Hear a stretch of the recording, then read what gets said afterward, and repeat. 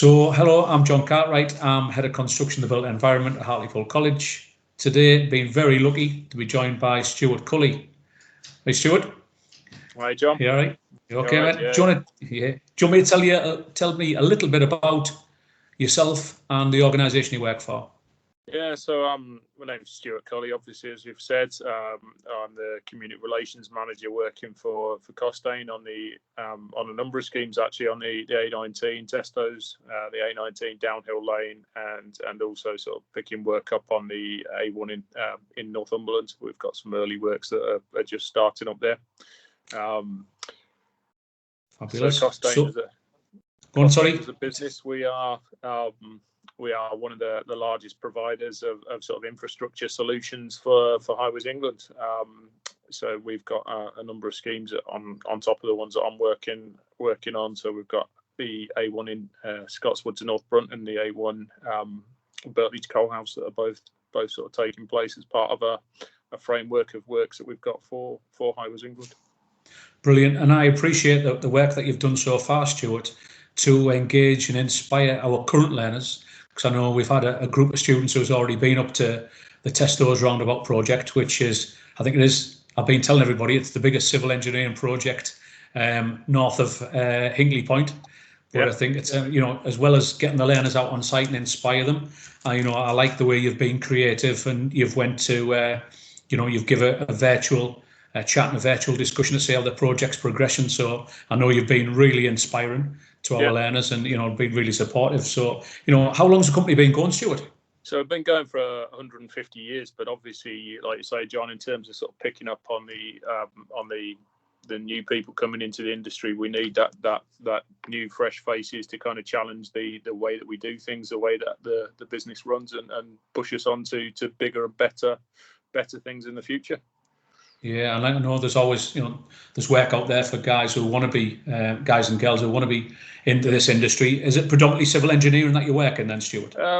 Yeah, so predominantly sort of civil engineering, but across a number of sectors. Highways, sort of the specialist area that I work in, but water, rail, aviation, defence, number of different sectors that we work in. Excellent. There are all sort of explained in more detail on our website, but fantastic. How many apprentices do you have in the organisation, please, Stuart? So it's around about 150. But again, sort of apprenticeships are something that is well supported by the clients that we work for. Certainly across the framework of works that we've got for Highways England, it's something that we're assessed against in terms of the number of apprenticeships that we're bringing on, and also through the support of our supply chain as well. And I know, obviously, we're trying to recruit apprentices at this time of year because it's part of National Apprenticeship Week. And in normal circumstances, you would have been down to college. I know last year you were down to college supporting that event. An ex-student yourself as well at the college? Yeah, I did. Not through sort of civil engineering, like I say. I've got a public relations stakeholder management role, but I did HND in business studies at the college, and then sort of progressed that onto to top that up at University of Teesside with a degree. So it's a good experience. Excellent. Many happy memories of being at the college. Oh, good. And I know, obviously, you were down last year with a young man called Liam Dunn. So Liam, he obviously worked for yourself, started as a bricklayer at the college as an apprentice bricklayer, but now he's an apprentice quantity surveyor for yourselves, isn't he?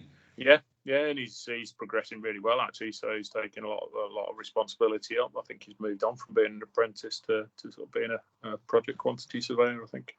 Right, yeah, and obviously in your organisation, the apprentices you take on, you've got civil engineers and quantity surveyors, buyers, estimators, a whole host of technical and professional roles. I know you do. So think about the apprentices, and obviously we're trying to attract more apprentices to the industry now. What type of things to Costian and yourself look for within these? I think the biggest thing is being flexible. It's being hardworking, being driven, and prepared to sort of make sure that you get through the studies and progress within your career. So it's something we take seriously. It's something that we're looking for people that want to develop, want to better themselves, want to kind of take a professional role on. So it's a lot of opportunities, but comes with a lot of hard work and a lot of commitment and desire to actually be the best that you can be. I think what you've just touched on there, regards commitment and desire, it's a case of that's what we want learners to do. We want to have them the right attitude so they can come on there. They don't just look at the pound signs, look at the work that you're getting involved in, look at the legacy that you're leaving behind in the construction industry, especially the guys who's working on this project, just up the road from us. It's a huge project which you're leaving your legacy behind. I think that's what you're doing. And I think it's exciting times for the industry in the Northeast. Yeah, and that legacy kind of takes many different sort of formats and sort of leaves an impression on people that live and sort of work and see the project on a day-to-day basis, in terms of that's their insight into the civil engineering world. And that might be sort of like the behaviours of people on site. It might be sort of the ethics that are followed as a business, right through to sort of even just the way people dress and sort of are seen acting in the public eye. That's fantastic, absolutely brilliant.